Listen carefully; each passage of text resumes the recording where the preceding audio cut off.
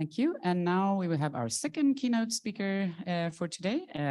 Please welcome Catherine Naughton, Director of the European Disability Forum, the one and only. The floor is yours. Thank you very much, Susanna. So as Susanna mentioned, my name is Catherine and I'm the Director of the European Disability Forum.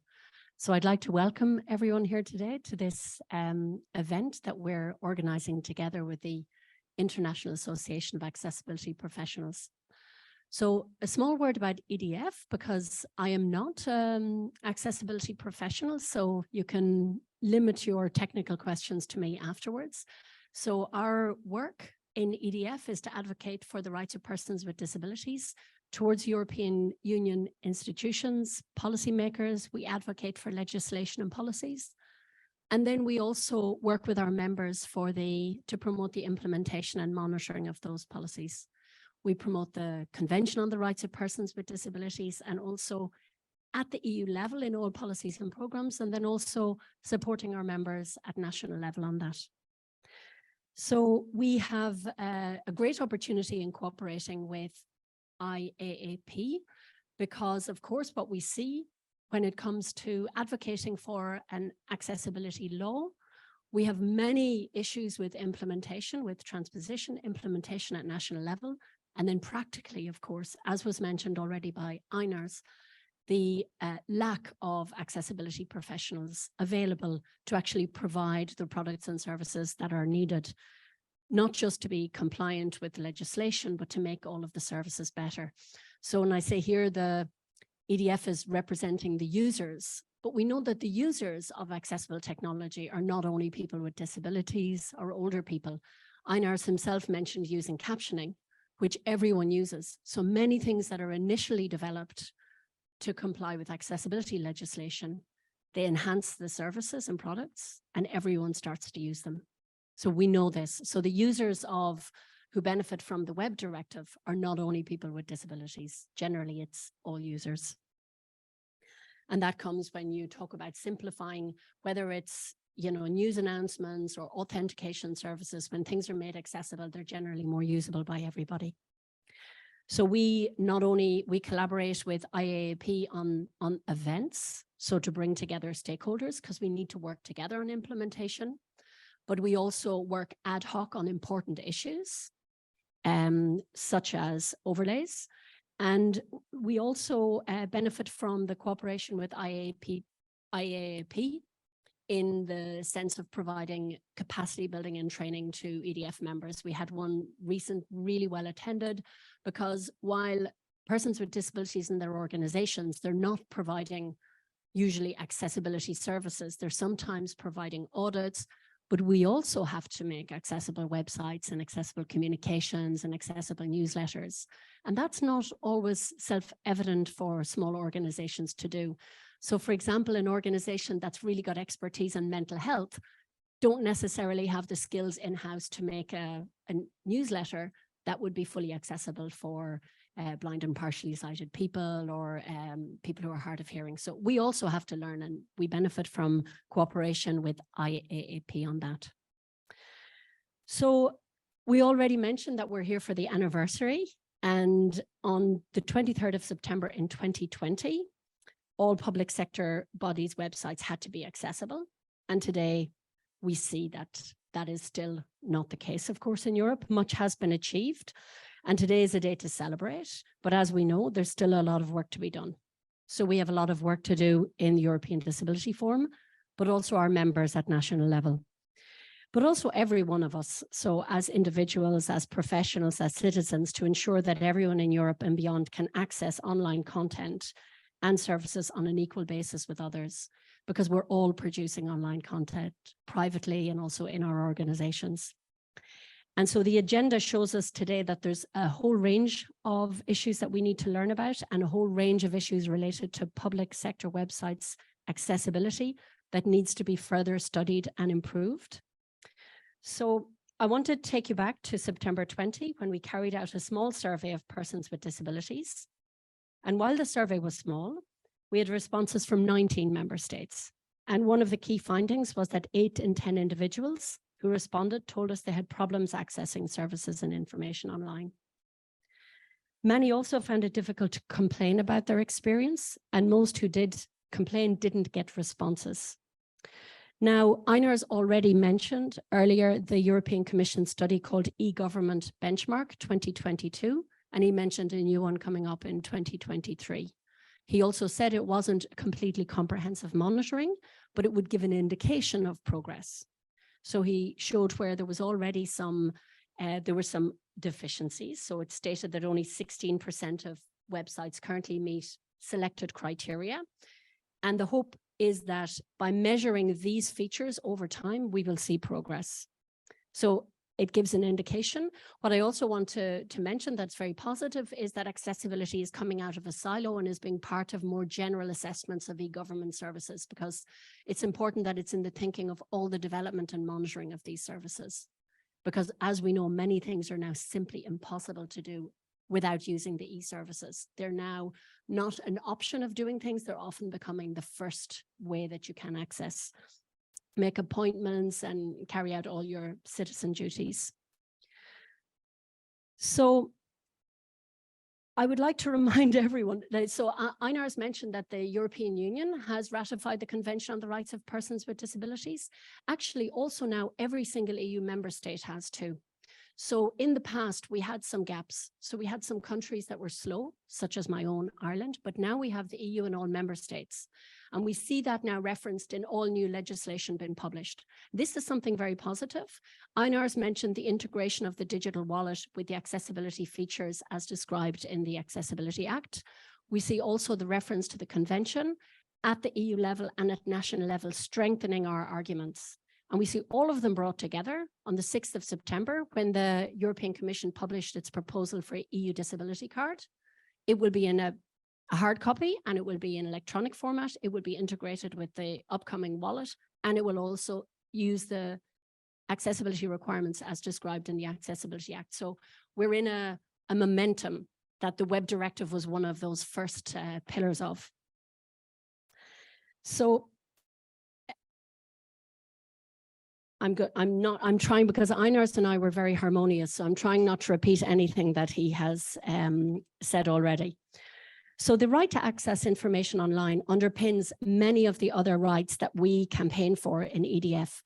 And now digital accessibility applies to every area of our lives: school, health, work, citizenship, transport.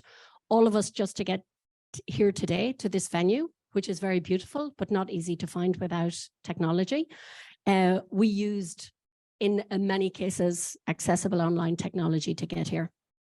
So I would like to use an example now from the European Commission consultation on the implementation of the Web Directive, because this is a really important example for us. It is from 2021, so 2 years ago. In total, the European Commission received about 1,000 responses to the consultation.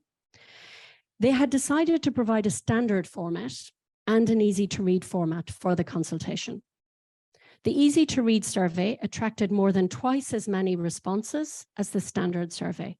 And I need to tell you that many of the surveys and consultations run online by the European Commission are hard to access for persons with disabilities for many reasons. But here was a really good example. Persons with disabilities were an important demographic for this consultation, and many, including our members, responded.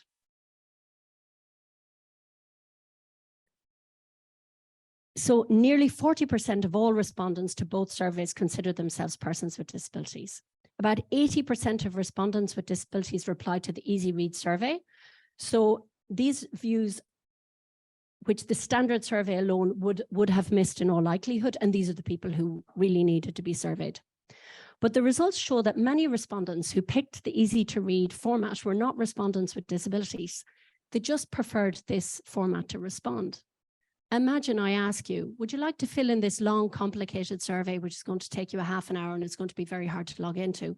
Or would you prefer to give your views in a very short and simple survey, which is written in plain language and will be quick? It's quite obvious, yes. So, and I remember at the beginning when the Convention on the Rights of Persons with Disabilities was adopted, I suddenly switched to using the easy to read version for trainings because it was so much easier for everyone to understand. So At EDF, we're pleased to see these results, and we congratulate the Web Accessibility Unit at the Commission for leading the way on this. And we hope that in future public consultations, not only those for persons with disabilities, but all public consultations will follow this example, because it's not only consultations about web accessibility. Every public consultation about what it is to be a European, what matters to you, should be done in an accessible way if you want to hear the perspectives of about 15% of the population. So when we reflect on the last 3 years, we can see that so much more of our lives and interaction with public service has moved online, and therefore the Web Directive has become even more critical. In our response to the European Commission consultation on the Web Directive 2 years ago, we highlighted the many issues we want to see the European Commission address, and many of the issues are on the agenda today. I just want to highlight some of them. So we were opposed to exemptions in the directive, as we knew that it would severely impact persons with disabilities. And this was demonstrated during the COVID-19 pandemic, when everything went online. Our whole lives went online. Even nightclubs, parties, all kinds of things went online that we never thought could be online. Drinks, discos, everything went online. So one of the things, though, that really struck us in the disability movement is when we had an announcement from presidents of European member states telling everyone they had to stay in their house. There wasn't live captioning and there wasn't sign language interpretation. So many people, because of this gap in the obligations for live captioning, many people did not get this information. We had people being arrested because they hadn't heard the information, they hadn't understood it. So this gap in live captioning became very evident to us. We also know during COVID, we all experienced and we continue to experience virtual working, hybrid working. So until intranets and extranets of all public and private employers are fully accessible, the journey is not complete. So we know that new ones have to be, but until all of the intranets and extranets are accessible, the job is not fully done. Another important point, which is also not obligatory within the Web Directive, who would have thought that a primary school teacher would have to teach 23 children in a Google Classroom? Now, nobody would have imagined it was necessary when the Web Directive was adopted. So we campaigned to have kindergarten, schools, full education services accessible. It didn't seem needed, but now we know from that experience that it was fully needed. So until all of the services in education are fully covered, the picture is not complete. And I've seen in my own experience, and I was working and also homeschooling 4 children, that what started, I know, it's hard to believe myself, what started then, all of these online services for parents as well. So this is really impacting parents when they get notes from school instead of accessible digital information. They cannot fully do their job as a parent. Children and teachers also cannot fully do their job. So this is also an area that needs to be covered. So disappointingly, member states do make extensive use of the exemptions in the Web Directive, with some focusing on what they do not have to do as opposed to what they should do. And this is somewhere where the gaps still need to be filled. And we never thought that we would have this experience of everything going online to show where the frailties are in our system, but we had that with COVID. So if we were able to change those things in the directive, the exemptions would be one thing that we would really aim to change. The scope of the directive should also be widened. We see this is I know it's a difficulty in writing legislation to make it future-proof, because we do not know what are the products and services of tomorrow that need to be accessible. But one thing that Einar's also already mentioned is authentication. So proving who you are. We know this is really important, but when authentication services are not fully accessible, they also fully exclude people. So this is something which we're now seeing examples of inaccessible authentication processes on schools' websites, university websites, employers' websites, as well as other public services, and in private services like banking. And this is very worrying. And these are often new services or problematic. Again, I think there's a relationship here between the lack of accessibility professionals in teams, which are doing the constant development of those services and introducing new features. So today, there isn't an excuse not to make the services accessible. It is not acceptable to stop users with physical, sensory, cognitive disabilities from accessing online content and services. It's a legal requirement. So another important point is an ever-growing proportion of online content is generated by users, by people like you and me. And we believe the scope of the directive could also include authoring tools, so that by default, when we write something for the internet, it will be, when we write something to publish, it will be accessible. So a final point I'd like to make is that we'd like to see better involvement of organizations of persons with disabilities in the implementation, in the implementation at European as well as national level. So now I want to quickly switch to today's agenda, which you're all here for. There will be a panel's discussion, monitoring, enforcement, and accessibility skills. And all of these are critical issues for us. And we look forward to the discussions. And the first panel discussion we'll be discussing is on accessibility overlays. This gives me the opportunity to highlight the fact that this year at the European Disability Forum agreed a joint statement with our co-hosts, the International Association of Accessibility Professionals, to provide what we think was much needed clarification on this technology.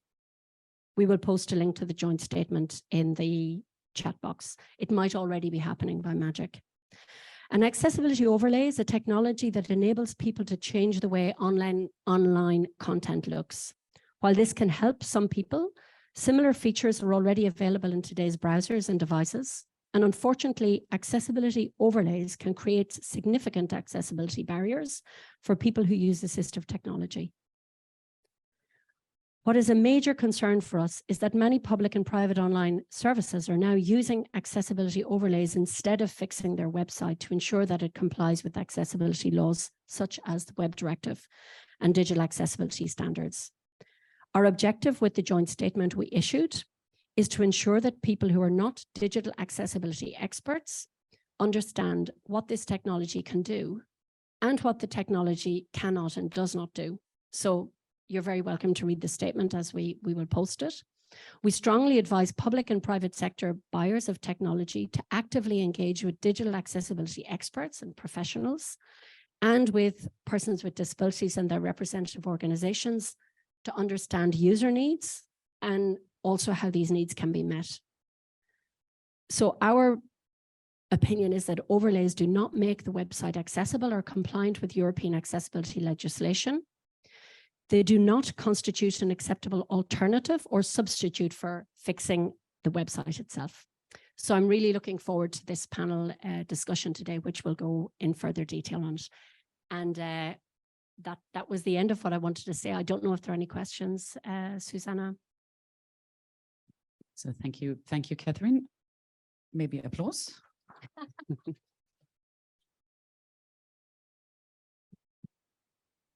So very, very interesting. We have one question here. How come end users are not that involved? It says in the directive that the end users should be involved in many parts of this, but this is still not happening.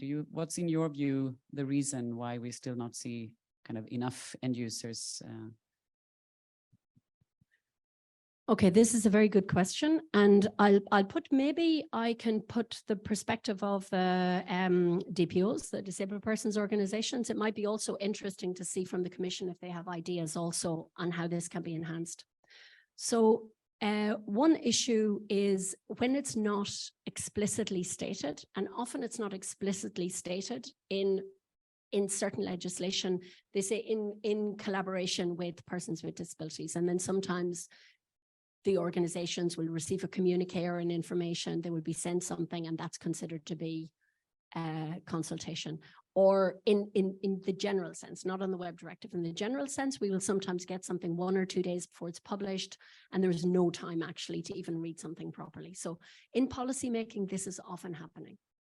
So that the understanding of consultation is not sitting together and working out how best to develop legislation, but rather here is what we've written already. Is it okay? Or sometimes not even is it okay, but we've told you the day before. The other thing in really technical fields, sometimes organizations don't have the human resource capacity and technical skills. And in some cases, there are really financial barriers even to participate, such as in standardization.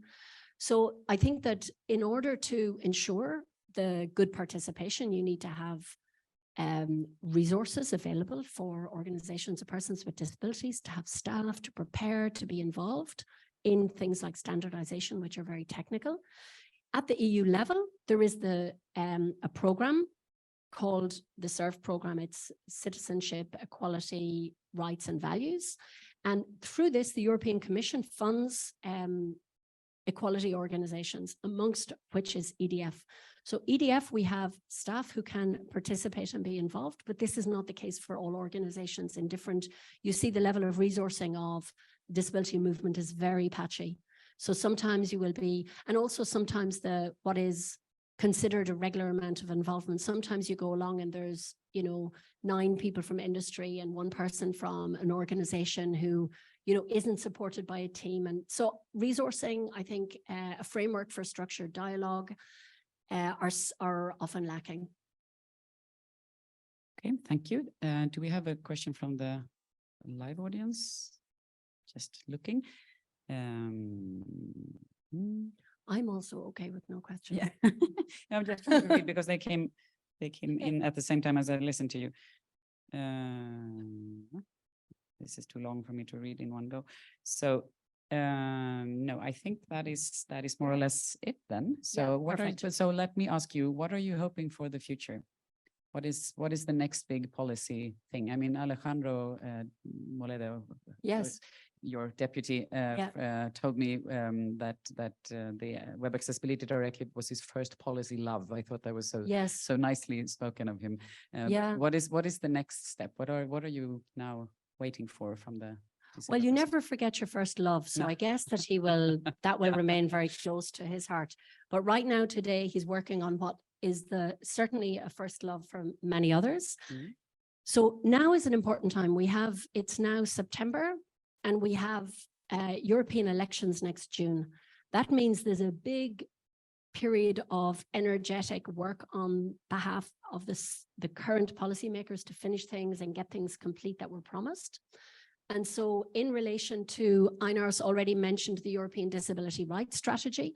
Some of the flagship initiatives of the Disability Rights Strategy will be completed in the next months. But one thing which really matters to all of our members in each country was this publication on September the 6th, the EU Disability Card. So basically there was a directive published for this mutual recognition of disability. So you will still, as a person with disability, your assessment will be done nationally. The rights that you might be entitled to will be organized nationally, but this would enable mutual recognition. And in the same publication, the European Commission published a directive for the parking card. The parking card was only a recommendation from 1998 from the Commission. So basically 2 very significant pieces of legislation that there's a very fast process. The Commissioner would like to see it advancing, hoping, it seems a bit unrealistic when you remember how long the Web Directive took, but hoping to have that in place quite soon. So this is a big one. We'll also have this year publication of guidelines on deinstitutionalization. This is far away from your work, but this is, how the European Union money can be spent. We heard a lot from Einars about how money is spent in skills and how money will be spent on digitalization, but also European money is invested in person-centered services in Europe so that large-scale segregating institutions will be closed down and people with disabilities can live independently with the right support in the community. So these DI guidelines should be coming soon as well. So yeah, we will have a lot going on between now and the next elections. And it's also a great time to mobilize our members and talk about the things that really matter to people and what they want us. So we had in May a huge gathering in the European Parliament. The whole hemicycle was full. We adopted a manifesto, which we consulted with all our members, what they really want in the EU, what they want the EU to do for them. And of course, accessibility is one of those top things. So not just the Web Directive is super important, digital accessibility, but also accessibility of the built environment. We want to see more infrastructure for that at the EU level. We'd like to see an agency for accessibility so that there's a really comprehensive support to member states in the implementation of accessibility legislation. So this would be, I'd say if that happened, that would become like the love of Alejandro's life as well. Yes, okay. If that's the criteria for success. Yeah, I think so. It could be. So thank you for sharing the highlights and kind of not the complete wish list, but at least the most important things. So thank you very much, Catherine, for being with us today, and see you soon. Yeah.